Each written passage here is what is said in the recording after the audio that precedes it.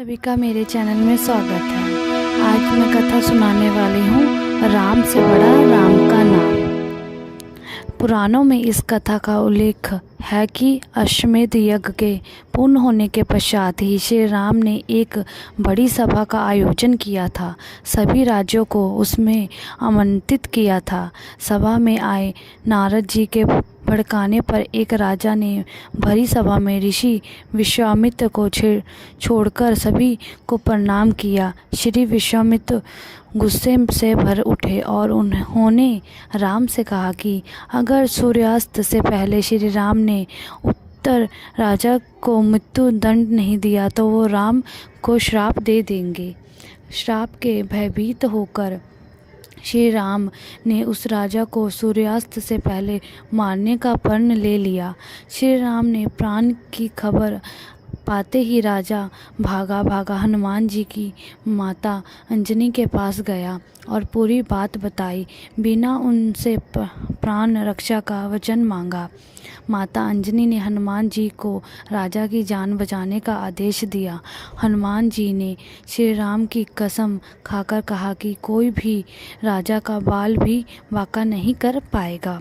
लेकिन जब राजा ने बताया कि श्री राम ने ही उन्हें मारने का प्रण किया है तो हनुमान धर्म संकट में फंस गया। हनुमान के सामने धर्म संकट खड़ा हो गया कि वो राजा के प्राण कैसे बचाएगा।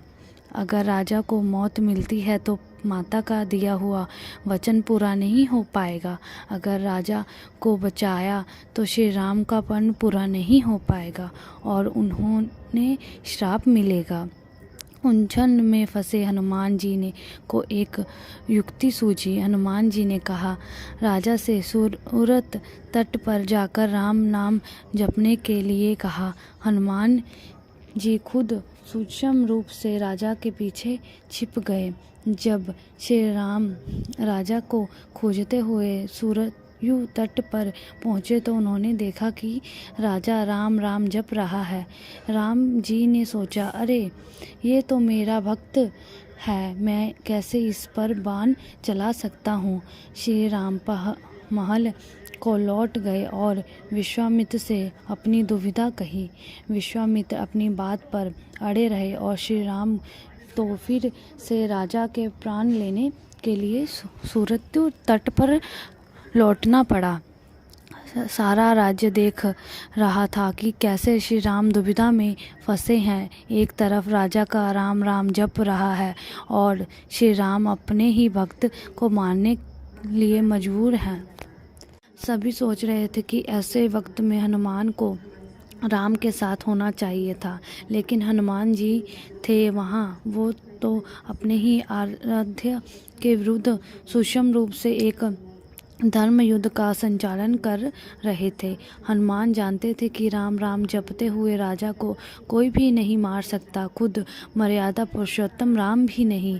राम जी जब फिर से सरयू तट पर लौटे तो राजा को मारने के लिए शक्ति प्रदान बाण निकाला, लेकिन तब तक राजा हनुमान जी के कहने पर सिया राम जपने लगा।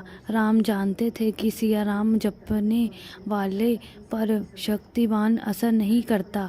वो बेबस हो गए और महल को लौट पड़े। इधर विश्वामित्र उन्हें लौटा देखकर श्राप देने तो उतारू हो गए और राम को फिर सरयू तट पर जाना पड़ा। इस बार राजा हनुमान जी के इशारे पर जय श्री राम जय हनुमान का गा रहा था। राम ने सोचा कि मेरे नाम के साथ साथ ये राजा शक्ति और भक्ति की जय बोल रहा है, ऐसे में मेरा कोई अस्त्र इससे मार नहीं पाएगा। इस संकट को देखकर श्री राम को मूर्छा आने लगी तो अयोध्या के साधु संतों ने खलबली मच गई। तब ऋषि विश्वामित्र को सलाह दी कि राम को इस तरह संकट में नहीं डालना चाहिए। उन्होंने कहा कि राम चाहकर भी राम नाम जपने वाले को नहीं मार सकते, क्योंकि जो बल राम के नाम में है और खुद राम में नहीं। संकट बढ़ा बढ़ता देखकर ऋषि विश्वामित्र ने राम को संभाला और अपने वचन से मुक्त कर दिया। मामला संभलते देखकर राजा के पीछे छिपे हनुमान वापस अपने रूप में आ गए और श्री राम को प्रणाम किया।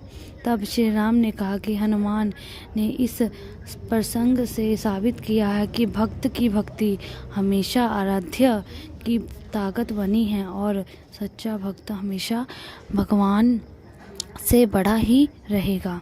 इसलिए कहते हैं जय श्री राम। सभी का मेरे चैनल में स्वागत है। आज मैं कथा सुनाने वाली हूँ